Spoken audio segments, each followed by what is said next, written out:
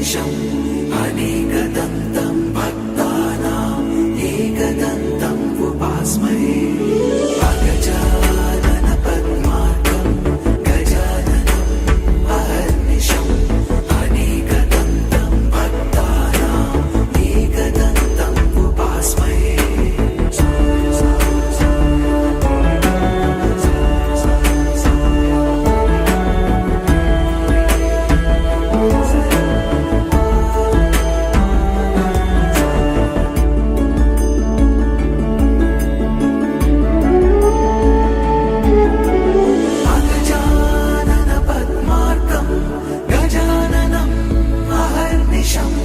अनेकदन्तं भक्तानाम् एकदन्तम् उपास्महे एकदन्तम् उपास्महे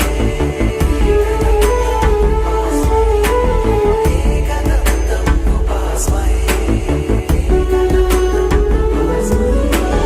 अगजानन पद्मार्कं गजाननम् अहर्निशम् अनेकदन्तं भक्तानाम् एकदन्तम् उपास्महे अगजानन पद्मार्कं गजाननम् अहर्निशम् अनेकदन्तं भक्तानाम् एकदन्तम् उपास्महे अगजानन पद्मार्कं गजाननम् अहर्निशम् अनेकदन्तं भक्तानाम् एकदन्तम् उपास्महे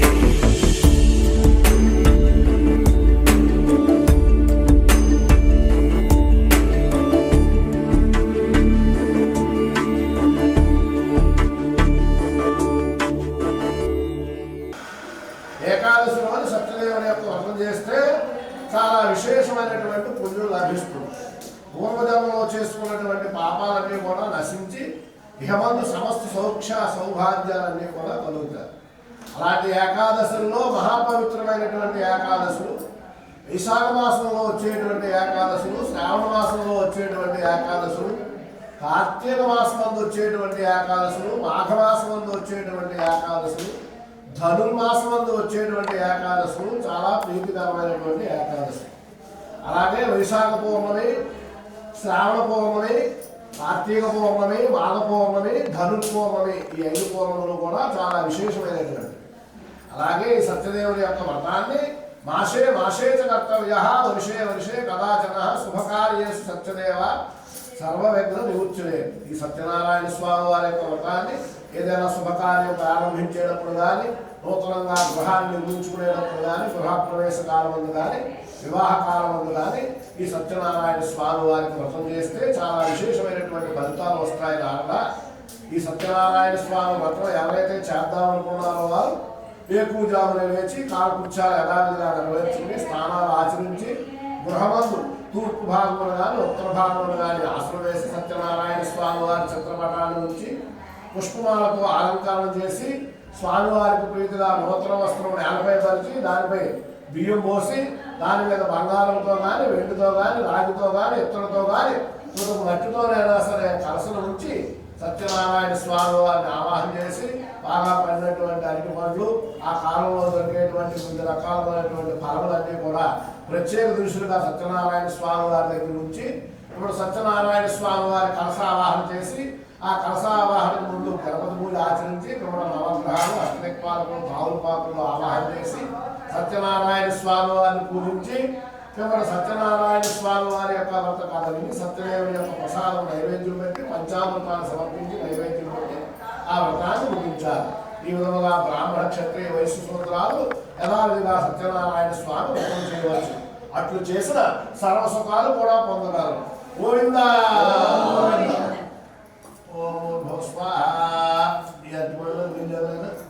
అసూత్రమే నమ్మకో దేవశ్రీ ఐసాల చూడు. ఓం ప్రాణాయ స్వాహ, ఓం ప్రాణాయ స్వాహ, ప్రాణాయ స్వాహ, ప్రాణాయ స్వాహ, ప్రాణాయ స్వాహ, ప్రాణాయ స్వాహ, బ్రహ్మణయ స్వాహ. శ్రీరస్తు శుభమంగళాని భవంతు.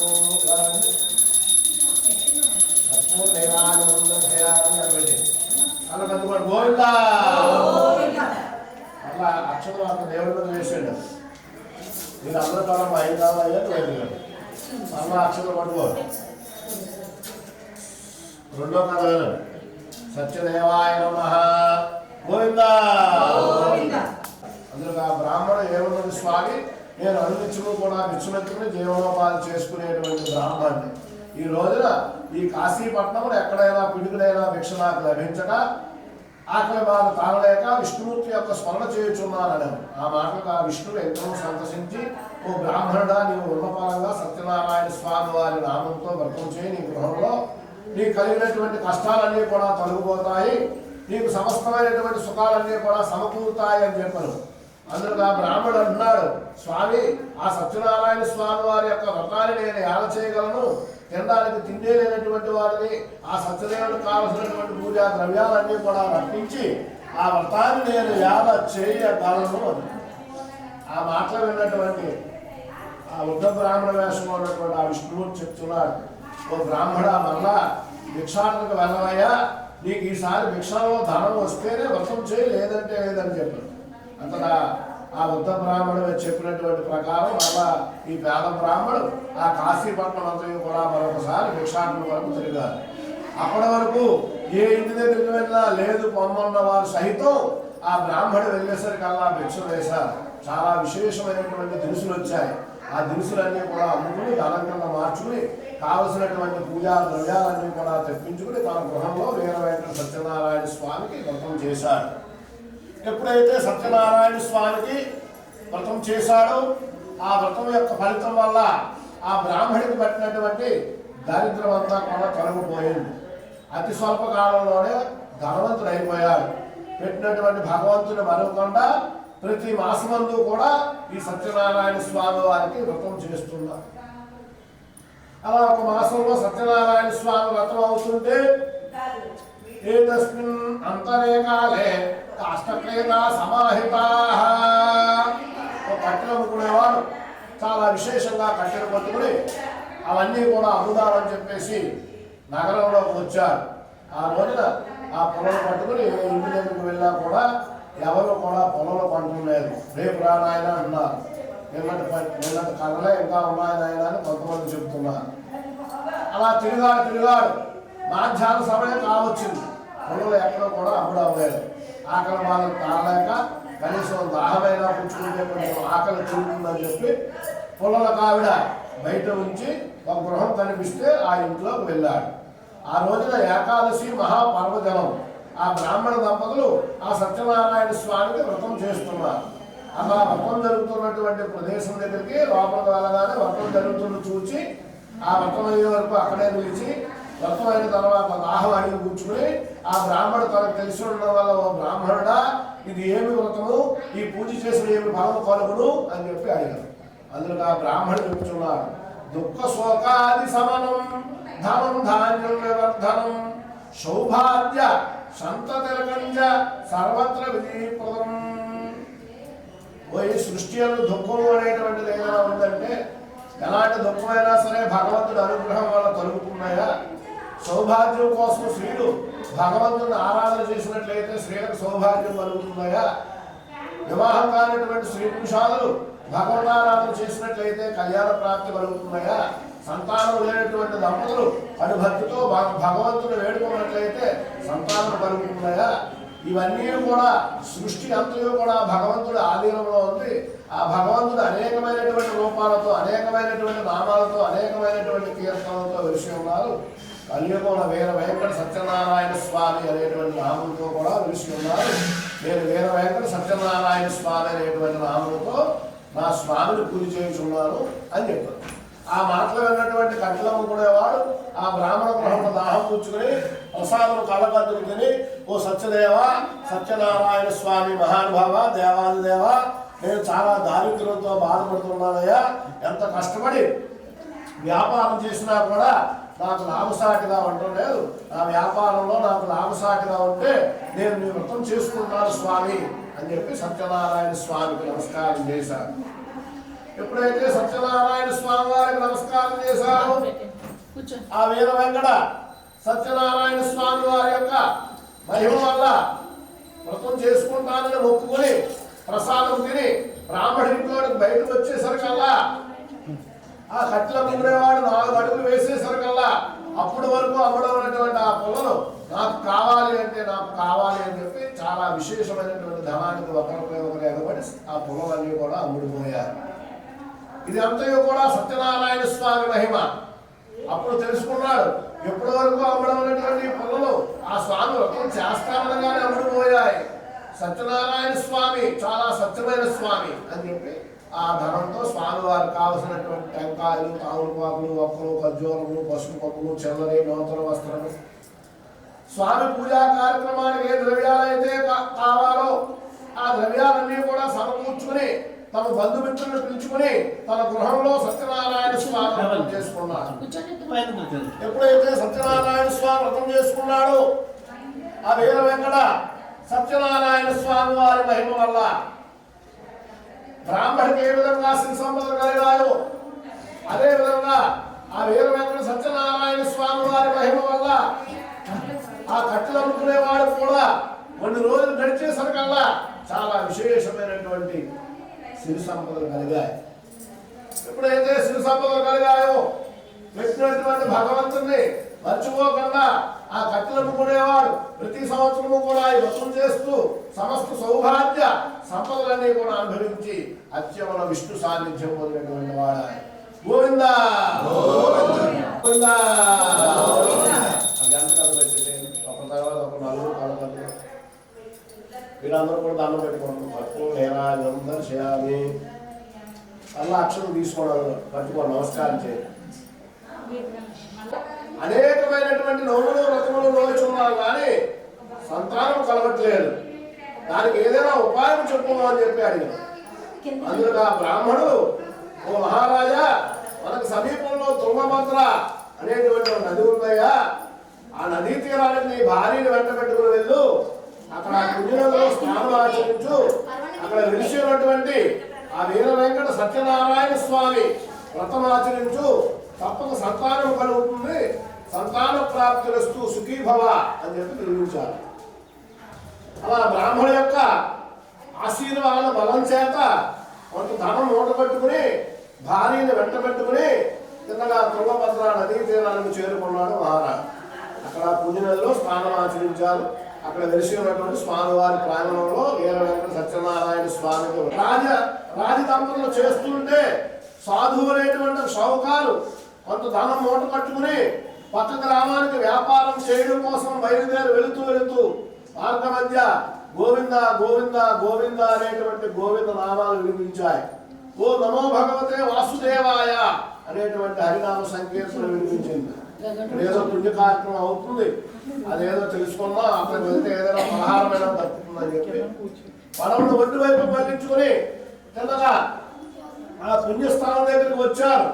అక్కడ రాజుగారి దంపతులు చూచారు.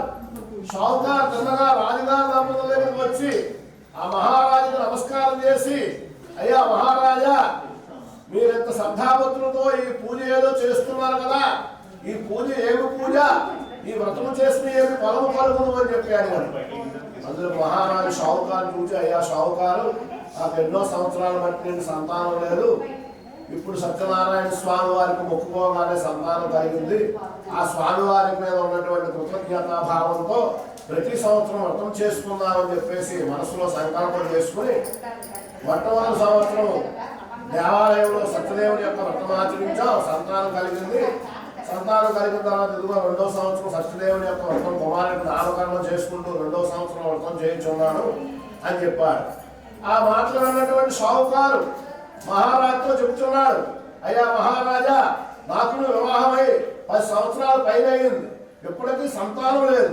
ఆ వీర వెంకట సత్యనారాయణ స్వామి మహిమ వల్ల సంతానం కలిగితే వ్రతం చేసుకుంటాను అని చెప్పి అక్కడ సంతానం కలగాలని చెప్పి సత్యనారాయణ స్వామికి నమస్కారం చేసుకుని రాజుగారు ఇచ్చినటువంటి ఆ గోధుమలోక ప్రసాదాన్ని కాలకద్దు తిని మరి కొంచెం ప్రసాదాన్ని అడిగి పుచ్చుకుని నోట కట్టుకుని ఇంటి దగ్గరికి పట్టుకు వెళ్ళి తన భార్య అయినటువంటి లీలావతికి ఆ ప్రసాదం పెట్టి, సతీ తిలకమా లీలావతి విచారణకు మనకు తప్పకుండా సంతానం కలుగుతుంది, ఆ సత్యనారాయణ స్వామిని వేడుకుందామని చెప్పి దంపతులిద్దరూ కూడా సత్యనారాయణ స్వామి వారి చిత్రపటాన్ని రప్పించుకుని పూజా మందిరంలో పెట్టుకుని దీపారాధన చేసి, ఓ సత్యనారాయణ స్వామి మహానుభావ, సంతానం కలగగానే నీ వ్రతం చేసుకుంటాం, ఇది సత్య ప్రమాణము అని చెప్పి స్వామి వారి మీద ప్రమాణం చేశారు.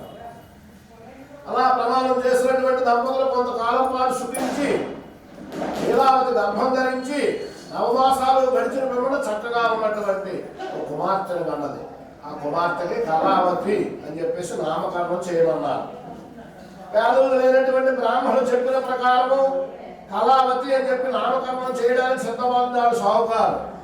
భార్య అడిగింది, ఏమంటే మనకు సంతానం లేనప్పుడు సత్యనారాయణ స్వామి వ్రతం చేసుకుందాం అనుకున్నాం కదా, ఇప్పుడు సంతానం కలిగింది కనుక మన ఇంటి పురోహితులు వారిని పిలిపించుకుని ఆ సత్యనారాయణ స్వామి వారి వ్రతం జరిపించుకుందామండి అని. అప్పుడు భార్యను చూసి షావుకారు చెప్తున్నాడు, లీలావతి నీకేమన్నా వెలుగు పట్టిందా? నువ్వు సత్యనారాయణ స్వామి వ్రతం అంటే మాత్రం అనుకున్నావా?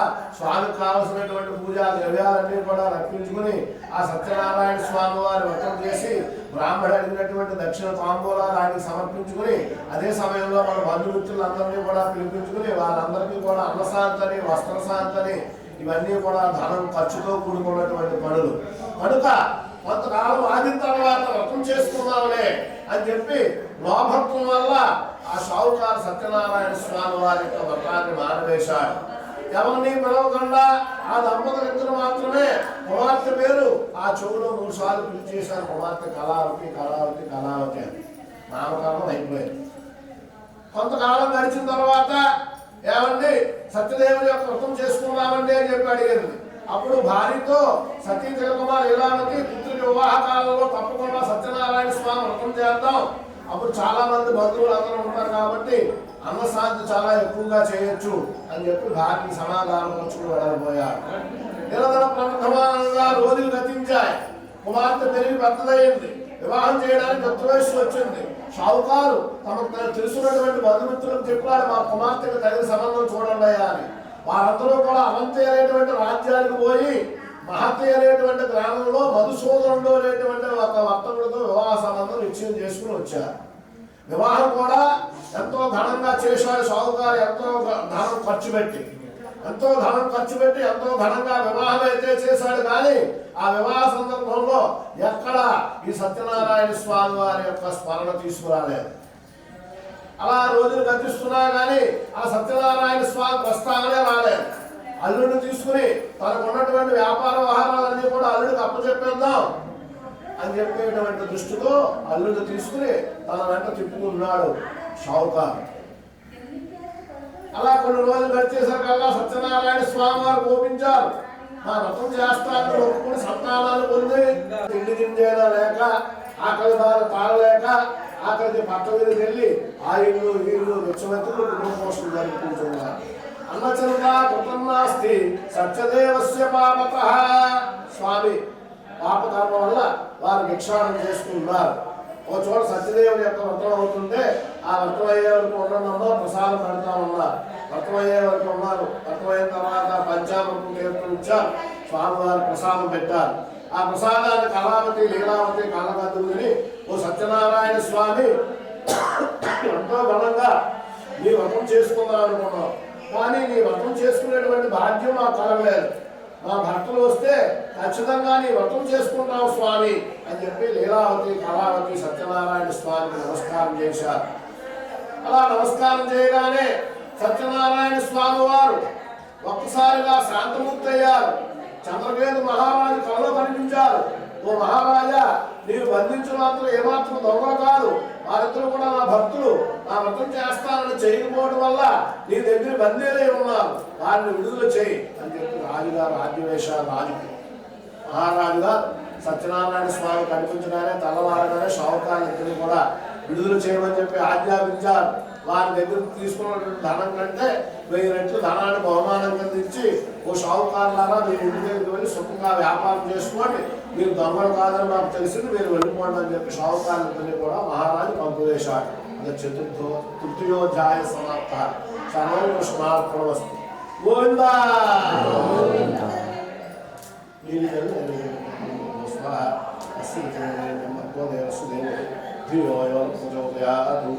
ऐसा खासन स्वाहा ब्रह्मण स्वाहा मध्य పాదవృక్షాలయాలు సుఖా చదువుగా అక్షరం వేసింది. వీరవేంకట మీరు కూడా వేసింది. వీరవేంకట సత్యనారాయణ పరబ్రహ్మణే సమ్రాట్ శివరాజ్యావతి లక్ష్మీ రాష్ట్ర శ్రీయామ కేతయ రాష్ట్రభూషయామ నాకు ఏమాయమంతం పుష్పాగ్యం సమర్పయామి.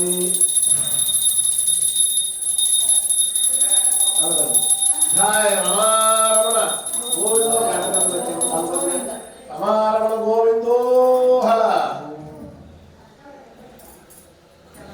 సత్యనారాయణ పరబ్రహ్మణే నమః. అథ చతుర్థోధ్యాయ స్వామివారికి 4వ పద చదువుతున్నారు. పునరగ్రే ప్రవర్త్యామి తుసృణధ్వం కథయామి.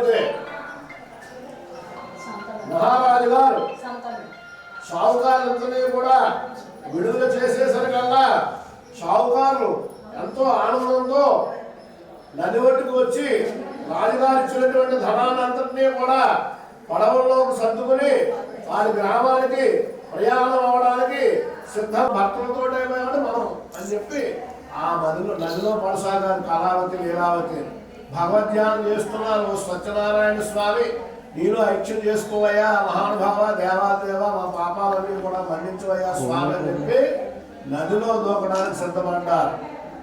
సత్యనారాయణ స్వామి వారు ఆ షావుకారు కావలసినటువంటి పూజా సామాగ్రిని కూడా రప్పించుకుని బ్రాహ్మణుని పిలిపించుకుని తన భార్య కూతురు అల్లుడు నలుగురు నది ఒడ్డున సత్యనారాయణ స్వామిని వ్రతం చేశారు.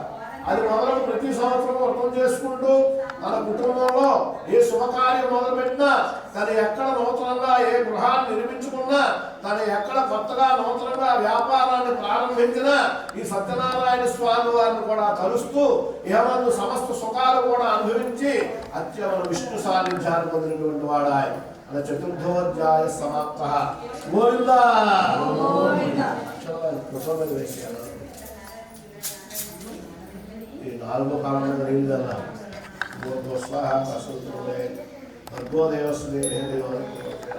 అడవుల్లో గుడారాలు వేసుకుని అక్కడ స్థిర నివాసం కింద ఏర్పరచుకుని ఆ చుట్టుపక్కల ఉన్నటువంటి అడవుల్లోకి వెళ్ళి బాగా పెద్ద పెద్ద జంతువులైనటువంటి పులులని సింహాలని వేటాడి ఆనందంగా ఉండేవాడు మహారాజు. ఒక రోజు ఎక్కువ సింహాలు వేటాడటం వల్ల మహారాజుకు అలసట కలిగింది. అలసట కలిగి ఒక చెట్టు కింద కూర్చుని మహారాజు అలసట తీర్చుకుంటున్నాడు.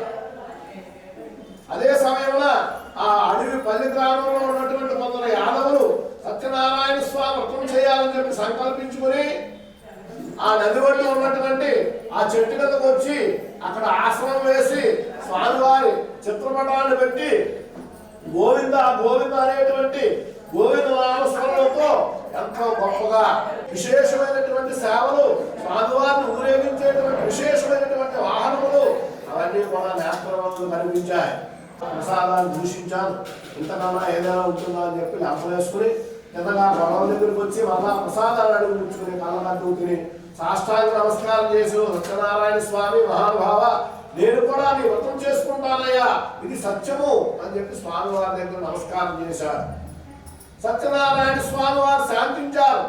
ఇందాక ఏ భక్తుడు అయితే వచ్చాడో మళ్ళా అదే భక్తుడు ఎదురుగుండా వచ్చి మహారాజా మహారాజా నన్ను మన్నించండి, ఇందాక నీ భార్యాపిల్లలు చనిపోయారనుకున్నాను కానీ వారు మోర్చిపోయారు, కొంచెం సేపు అయిన తర్వాత తప్పని పట్టుకోలేను కళ్ళకద్దుకో, కొద్దిగా అక్షరం వేసుకో, కొద్దిగా అక్షరం మీ ఆవిడిపోయి, కొద్దిగా అక్షరం మీరు వేసుకోండి, మీ ఆవిడిపోయాడు, మీ అబ్బాయికి పాల్పోయాడు.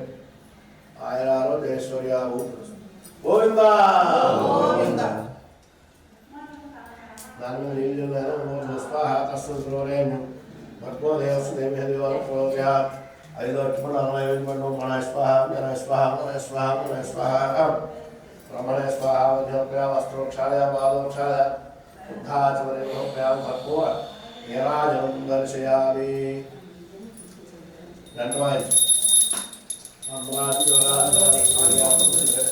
లక్ష్మీ రాష్ట్ర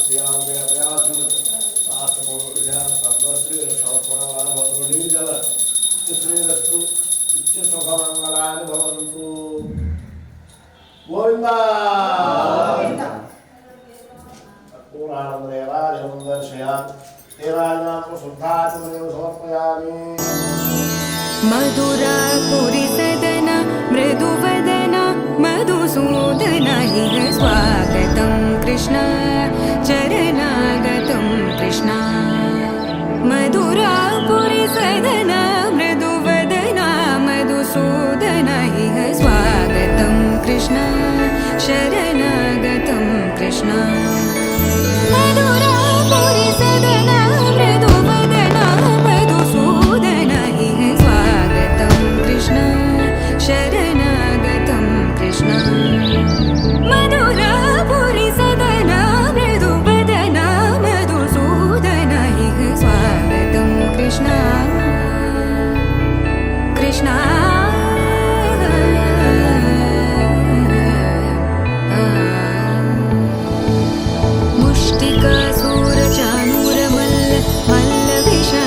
మధుసూదన మర్దన కళింగ నర్దన గోకుల రక్షణ సకల సులక్షణ దేవా. మర్దన కళింగ నర్దన గోకుల రక్షణ సకల సులక్షణ దేవా. శిష్ట జనపాల సంకల్ప కల్ప కల్ప శతకోటి అసమపరాభవ. శిష్ట జనపాల సంకల్ప కల్ప కల్ప శతకోటి అసమపరాభవ. వీర ముని జన విహార మదన సుకుమార దైత్య సంహార దేవా.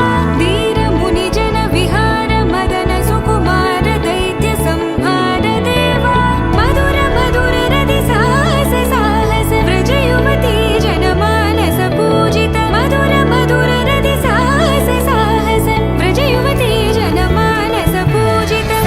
దప గరి పగరి సదస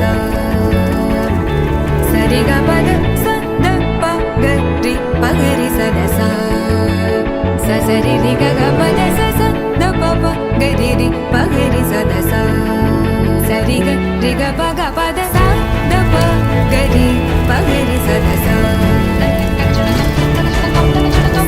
దప గరి పగరి సదస.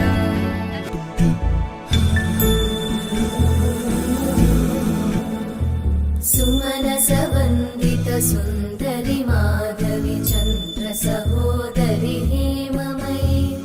మునిగణ వందిత మోక్ష ప్రదాయిని మంజుళ వాసిని వేదనుతే.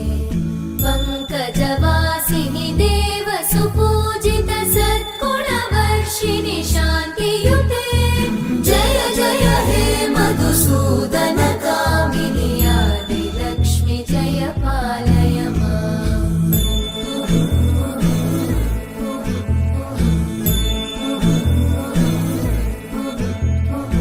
ఐకలి కల్మషనాశిని కామిని వైదిక రూపిణి వేదమయీ.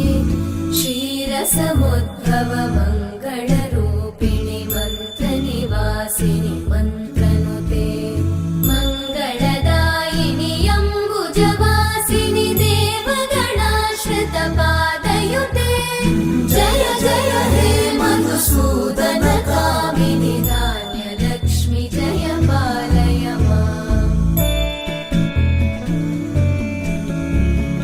జయ వరవర్ణిని వైష్ణవి భాగవి మంత్ర స్వరూపిణి మంత్రమయీ. సురగణ పూజిత శీఘ్ర ఫలప్రద జ్ఞాన వికాసిని శాస్త్రనుతే. భవభయహారిణి పాప విమోచని సాధు జనాశ్రిత పాదయుతే. జయ జయ హే మధుసూదన కామిని ధైర్య లక్ష్మి జయ పాలయ మాం.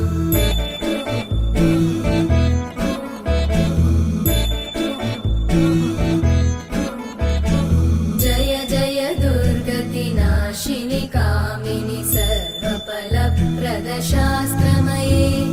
రథ గజ తురగ పదాది సమానుత పరిజన మండిత లోకనుతే. హరిహర బ్రహ్మ సుపూజిత సేవిత తాప నివారిణి పాదయుతే. జయ జయ హే మధుసూదన కామిని శ్రీ గజలక్ష్మీ పాలయ మాం.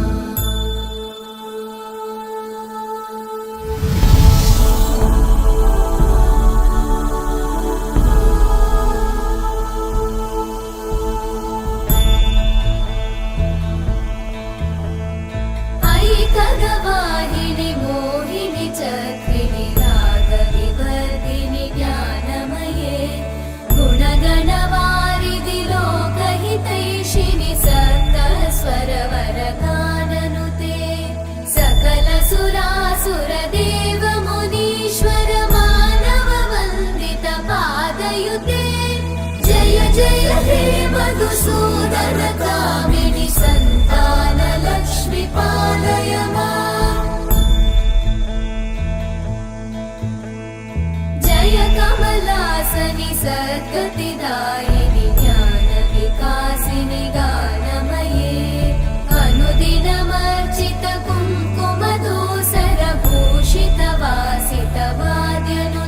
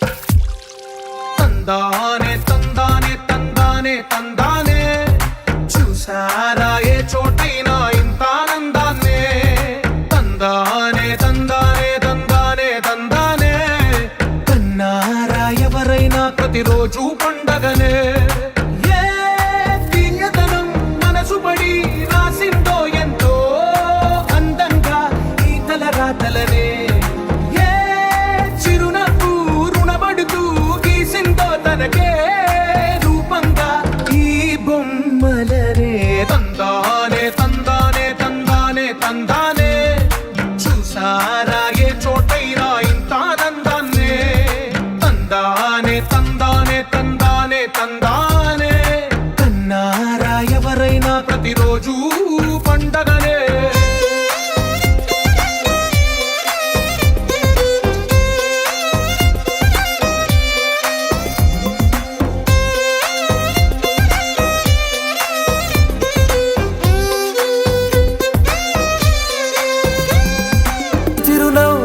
సందడి సాయంత్రం పండగ కాదా చుర చుర చూపుల చాటున చిలిపిదనం ఉరకలు వేదా సంగీతం పలికేటి ఈ నిమిషం గుండెల్లో చిలికింది సంతోషం ఎప్పటికీ తీరదుగా ప్రేమ రుణం కలహాన్నే చెరిపేసే ఈ తరుణం ఆ పైనున్న తారల్లో దూరాలేనున్నా అనురాగాల ఆకాశం అన్నిటినీ కలిపేనా